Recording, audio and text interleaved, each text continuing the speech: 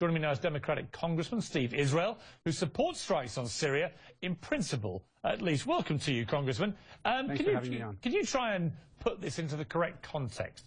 Right now, we are supposed to be working on trust that Vladimir Putin and President Assad are to be completely trusted on the issue of chemical weapons, and that should avert war.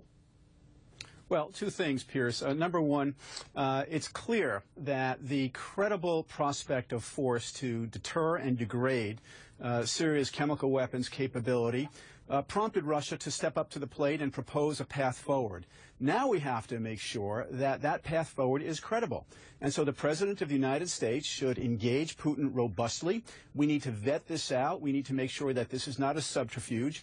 And the administration has always said, and I have always agreed with the prospect, that diplomacy is always the preferred outcome. If there's meat on these bones, we ought to take the deal. But first we have to establish whether there's meat on these bones. Right. I mean, where does this leave the voting position here? It's a new development. I was in a briefing today. I was also with a White House Chief of Staff earlier with a smaller group of members of Congress, and the proposal was very intriguing.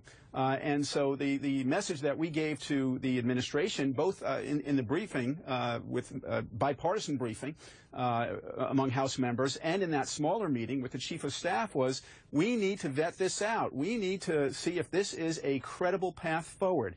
This can't be endless. This can't take months to vet out. But the administration does have an obligation to test the Russians.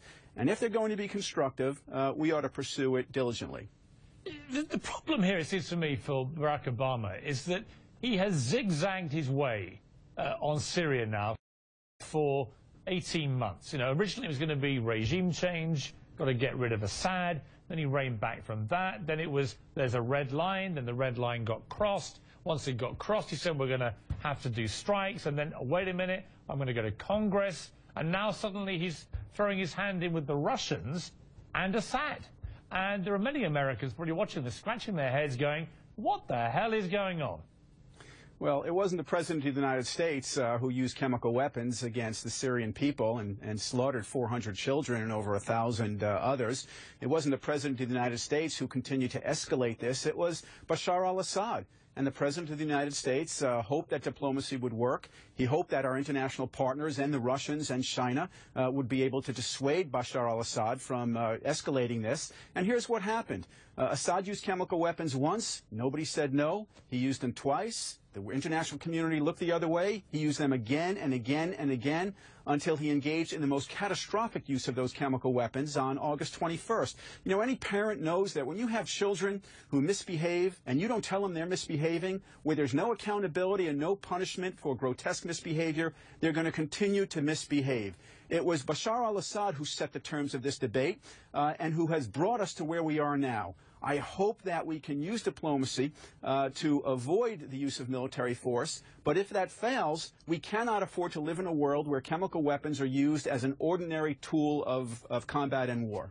And are you one of these politicians in America that wants, like John McCain, to see much more proactive action in the civil war on the ground there, perhaps even committing boots on the ground? No. No, in fact, I am concerned about the resolution that the administration did send to the House of Representatives.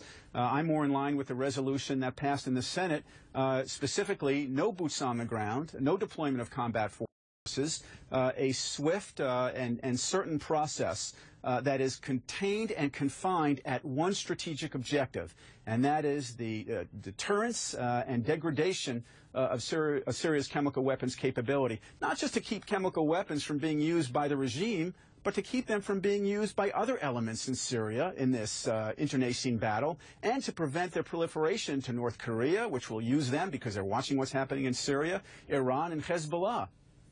Congressman Steve Israel, thank you very much indeed. Thank you, sir.